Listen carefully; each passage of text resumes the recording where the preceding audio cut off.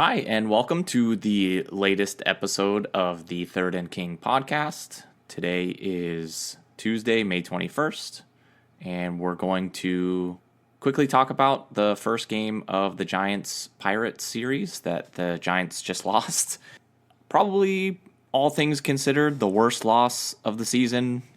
Breaks a winning streak. Now you've got two games up against the Pirates' top two pitchers in Jared Jones and Paul Skeens, so those are going to be tough to win, which means it's going to be tough to win the series.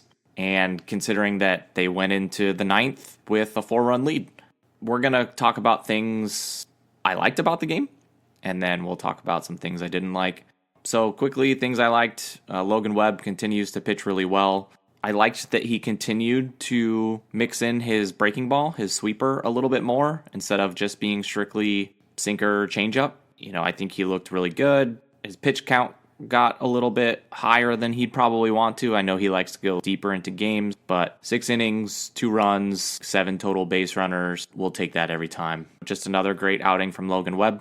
And then next, got a big home run from Thairo Estrada. He's been playing really good baseball. He kind of started out the season struggling a little bit, but as of late, he's been playing really good baseball on both sides of the ball, playing really good defense, and then his offense has picked up. And then lastly, Matt Chapman. Matt Chapman's been really hot. He has a tendency to be very streaky. He can go on a tear for about a month, which tends to almost increase his season-long numbers, but you'll take it when you get it, and then obviously rely on the defense when he's not as hot at the plate. But it's great to see, when he's locked in at the plate, he does make the lineup a lot better, and hopefully the hot streak can continue.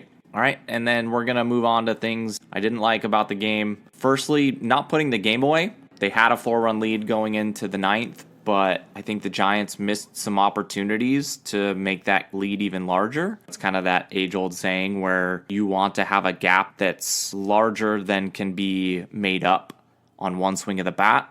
Obviously, the Pirates didn't tie it or win it on one swing of the bat, being a grand slam with a 4-run lead, but I think it just changes the state of the game if they're able to cash in those runs.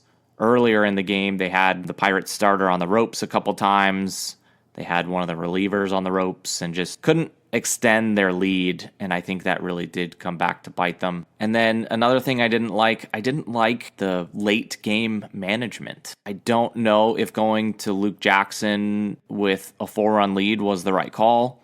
I think Jackson's actually pitched pretty well. I think he's kind of getting some blame where maybe he doesn't deserve it. He obviously didn't perform well in the bottom of the ninth inning, but I think he's pitched well enough where if it's not a safe situation, I don't hate that move. But even though it wasn't a safe situation, and considering the Giants just had a day off, considering the next 2 games and how stacked the Pirates pitching is for those 2 games, I probably would have gone to Camilo Doval, even though it wasn't a safe situation. His performance, at least this season, is drastically different in safe situations versus non-safe situations. But I think I would have just had him open the inning. That's a little bit of hindsight, so I don't want to be too harsh on that, but I think that's probably how I would have gone. But I think the bigger mistakes were after the Pirates had already tied it in the top of the 10th inning. We have the zombie runner on second base. Mike Yastrzemski grounds out to the right side, moving the runner over to third with 1 out, and Marco Luciano coming up with Curt Casali due up behind him. And the Giants pinch hit Lamont Wade Jr. for Marco Luciano, which I don't think I agreed with. Lamont Wade Jr. has been one of the team's better hitters all season, so I get wanting to go to him there, but I actually would have waited to use him to hit for Curt Casali. I would have given Luciano a chance to hit for himself there and potentially drive in a run without even getting a hit. The counter argument to that is that Luciano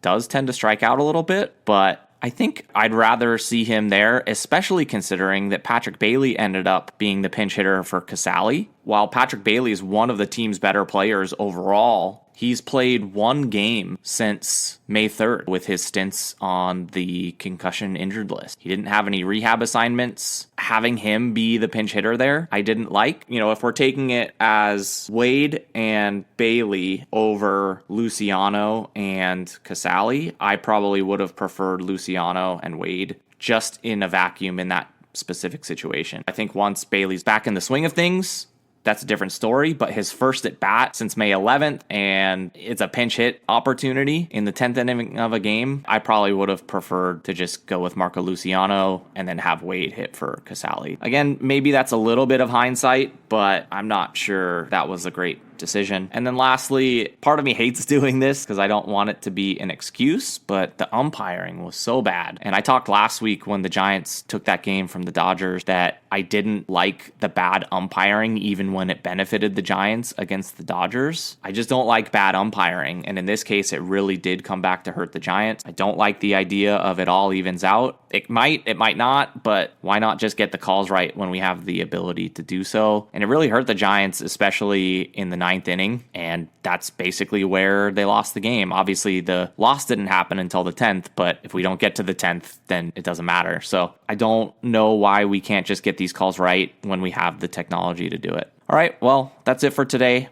Hopefully the Giants will get back on their winning ways against a tough schedule of pitchers the next couple of days, and we'll talk again soon. Thanks.